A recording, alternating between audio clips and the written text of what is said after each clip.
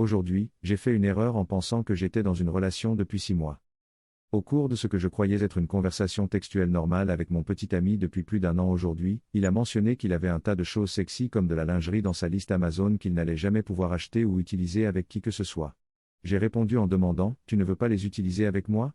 Il a répondu, « Non, je n'avais pas prévu ça. » À ce moment-là, j'ai compris qu'il ne s'attendait pas à ce que nous soyons à nouveau physiquement ensemble. C'est une chose étrange à dire à sa petite amie.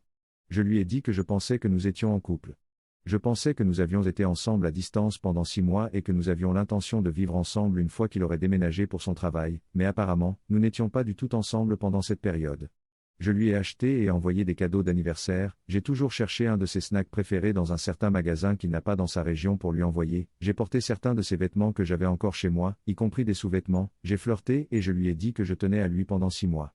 Nous n'avons jamais été très portés sur les je t'aime explicites ou quoi que ce soit de ce genre, donc je n'avais aucune idée que quelque chose n'allait pas. J'ai remarqué qu'il m'envoyait des textos moins souvent, mais quand je lui demandais pourquoi, il me répondait toujours qu'il était très occupé par son travail, Marine. Je me sentais un peu ignoré, mais je faisais de mon mieux pour le soutenir et le comprendre. Je ne suis jamais sorti avec un homme qui ne m'a pas immédiatement abandonné ou qui n'a pas parlé de moi après la fin d'une relation, alors j'ai mal pris son amitié pour moi en tant que personne. Il m'a dit qu'il se sentait mal à l'aise à cause de ce malentendu et qu'il n'avait pas réalisé que je pensais que nous étions toujours ensemble. Il avait discuté avec moi en tant qu'ami, et je discutais avec lui en tant que petit ami. Tous mes amis et ma famille pensaient que nous étions encore ensemble et maintenant je ne sais pas quoi leur dire. Je suis tellement gêné. Nous avons pris des dispositions pour nous renvoyer mutuellement nos affaires un jour ou l'autre et je pense que nous avons tous les deux appris une leçon sur la communication. Je me sens idiote. Trop long. Je n'ai pas lu. Je pensais être dans une relation à distance depuis 6 mois et j'ai découvert que je n'en avais pas fini avec les textos quand mon petit ami m'a dit qu'il n'avait pas l'intention d'être à nouveau sexy avec moi.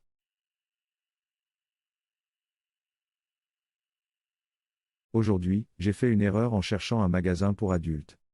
Un peu de contexte, je suis une femme de 27 ans et mon petit ami en a 26.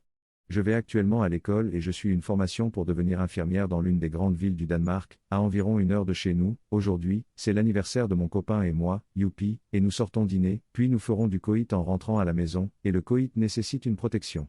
Je me suis dit que j'allais m'arrêter dans un magasin de jouets pour adultes pour trouver une protection et peut-être quelque chose d'amusant pour l'accompagner.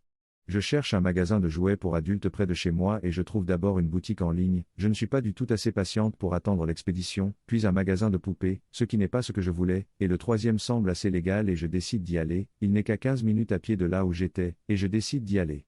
Je commence à m'éloigner du centre-ville et je me demande si le magasin a déménagé, car j'y étais déjà allé, mais je ne me souvenais plus de l'endroit où il se trouvait. J'entre dans ce qui semble être une maison normale et je me demande si les cartes m'ont fait défaut, mais je décide quand même d'y aller. Il y a un panneau sur la porte qui dit d'entrer, j'entre dans ce qui semble être une salle d'attente avec un panneau sur le mur qui dit de prendre place et que quelqu'un sera avec moi sous peu, avant que je puisse rassembler les indices, une femme est dans l'encadrement de la porte, elle ne porte que de la lingerie et des collants. Cette pauvre femme a l'air aussi confuse que moi et je parviens à bredouiller, je crois que je suis au mauvais endroit. Cette femme me regarde de haut en bas, j'étais là avec un pull et un cartable et une expression perplexe, puis elle me répond, je crois que tu as raison ma chérie. Je suis un peu troublé et j'explique ce que je cherchais et elle m'explique que le magasin était tout près mais qu'il a déménagé plus loin dans la ville, mais qu'elle ne se souvenait plus où il était, alors je la remercie, je m'excuse de lui avoir fait perdre son temps et je repars. J'ai trouvé ce que je cherchais environ 20 minutes plus tard, après que mon petit ami ait trouvé le magasin sur Google. Trop long. Je n'ai pas lu.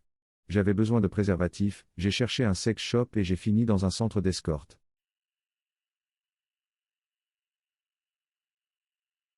Aujourd'hui, j'ai fait une erreur en subissant une lésion cérébrale traumatique lors de mon premier rendez-vous sur Tinder.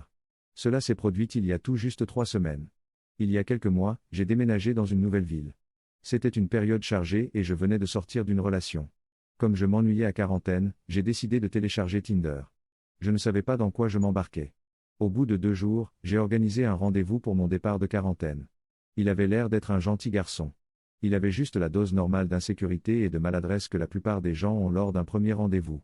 Nous avons préparé un bon dîner ensemble et tout semblait aller de soi. Nous avons parlé de nos vies et de nos centres d'intérêt et nous avons fait des plaisanteries. Lorsque nous avons commencé à nettoyer en nous regardant longuement, l'atmosphère a changé du tout au tout. En moins d'1 minute, nous nous sommes déshabillés après nous être embrassés et nous sommes passés de la cuisine à sa chambre avec une tension sexuelle des plus intenses. Après quelques minutes de déplacement dans sa chambre, il a commencé à m'accompagner jusqu'à son lit. Il m'a alors poussé, avec une force considérable, sur son lit. La situation était assez folle et, à ce moment-là, je n'ai pas pensé à amortir ma chute, car je pensais que j'atterrirais simplement sur le lit. Cependant, je n'avais pas pensé qu'il n'avait qu'un seul lit. Au lieu d'atterrir sur le lit, l'arrière de ma tête a heurté de plein fouet le mur en béton. Il a commencé à s'excuser en me demandant si j'allais bien. Dans le feu de l'action, cela n'avait l'air de rien. Je n'avais pas aussi mal. Nous avons donc continué et nous nous sommes bien amusés, je dirais. Le lendemain, j'ai remarqué que j'avais un peu de fièvre.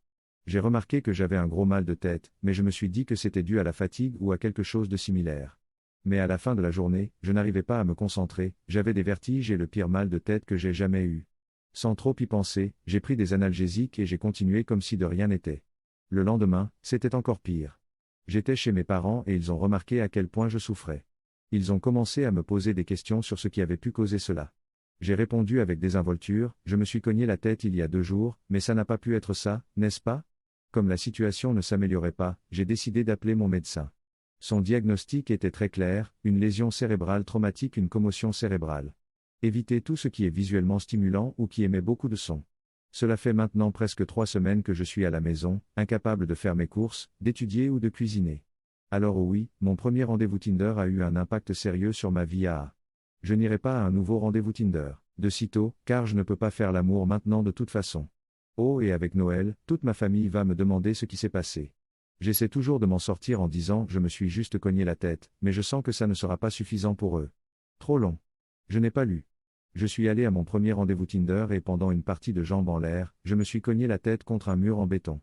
Je suis à la maison avec une lésion cérébrale traumatique et une commotion cérébrale depuis presque 3 semaines. Et je dois mentir à ma famille sur ce qui s'est passé.